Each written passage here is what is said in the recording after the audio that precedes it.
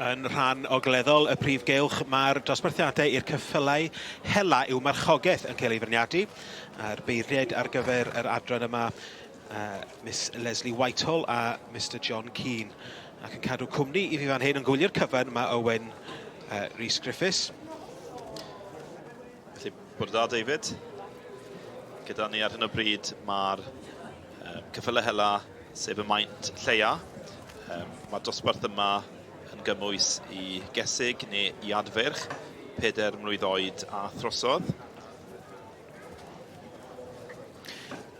Ac wrth gwrs, mae'r adran yma wedi cael ei rhannu mewn i meintiau gwahanol yn y dosbarthiadau, Owen. Ydy, mae hynny'n hollol wir, felly gyda'r cobiau Cymreig, fyddwn ni'n gweld y cobiau Cymreig nes ymlaen, mae rheini wedi cael ei rhannu mewn i gesig, i ferch ac i adferch. Ond gyda'r adran yma, maen nhw wedi rhannu mewn i'w maint, felly mae gyda ti'r rhai bach, y rhai canolog, y rhai mawr. Felly dyna'r ffordd maen nhw wedi rhannu'r adran y Ceffylau Hela Llai Marchogaeth. Felly ni'n gweld y beirniad, Miss Leslie Whitehall, yn marchogaeth y ceffyl yma.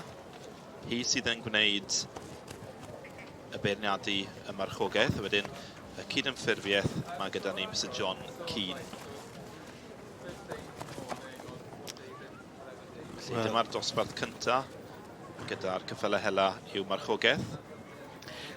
Fel chi ddweud, Leslie Whitehall sydd yn beirniadu'r marchogaeth ac wedi dechrau gyda Gymkhana, y merlod Gymkhana. Byddwn ni'n gweld chydig bach yr cystadlu yn y Mounted Games yn hwyrach ymlaen, yn gymryd tan gyfrwy. Ac dda'n ei cynhyrchu gyda Nigel Oliver a wedi cystadlu yn sioe ceffyl y flwyddyn. Felly fydden nhw'n mynd â tîm o gyffylau. So digon o brofiad yma'n hyn. Wedi cystadlu mewn sawl adran dros y blynydde. Mae'n gweithio fel cynhyrchu cyffylau ac mae partner hi wedyn yn ffarmio yn Lloegr, gwartheg beef a defed. Mae wedi beirniadu sioe ceffyl y flwyddyn ar tair achlysur. Wedi bod draw yn Awstralia hefyd ac sioe ceffyl y flwyddyn yn De Affrica. Wedi wirioed wedi beirniadu yn y sioe frenhinol, so dyma cyfle arbennig iddi hi.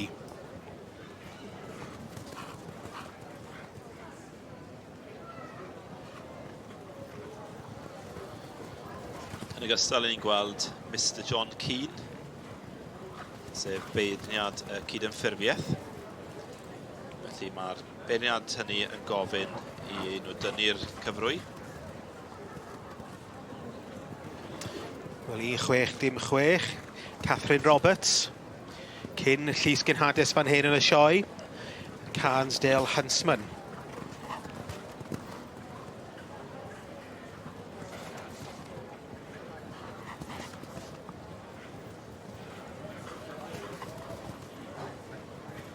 Cairnsdale Huntsman wedi cymhwyso i sioe ceffyl y flwyddyn yn y gorffennol. Dan berchnogaeth, Catherine Roberts, o ochrau sydd yn byw yn agos iawn i'r Trallwng.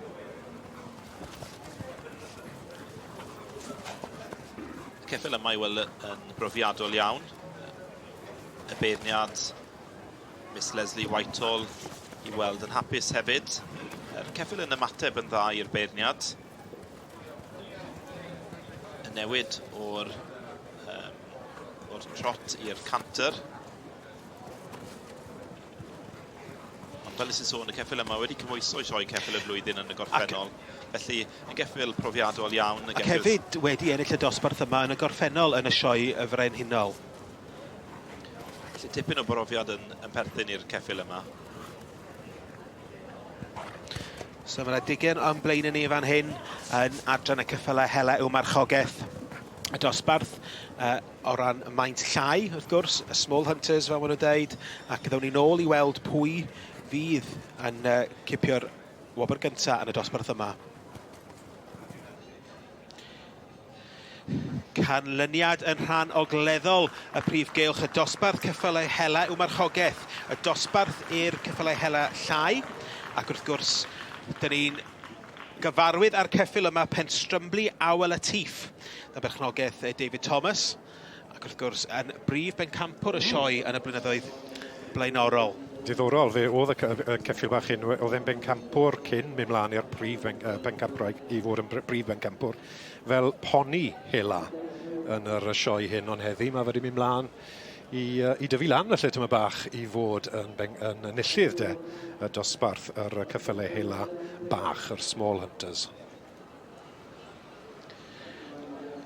Wel, mae Hannah Parr, ein cyflwynydd, yn mynd i cael gair gyda'r enillydd Penstrymlu Sioe Latif ac wrth gwrs Tori Thomas.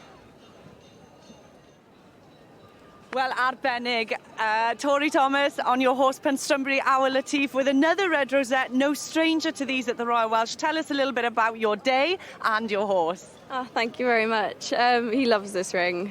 From when he was supreme here as a show hunter pony previously, he's then turned his career now to show jumping, so today was a bit of a shock to the system.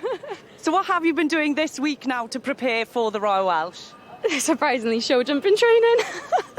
But he just loves a bit of everything. He's a horse of a lifetime. I can do anything with him and he'll always try his hardest for me. And pulled second, but in the final walk around now the judges decided to swap things around. How is that feeling?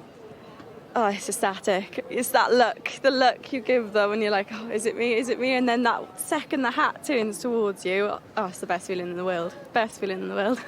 Wel, llongyfarchiadau mawr iawn I ti, Tori. Enjoy every second. Thank you very much, thank you.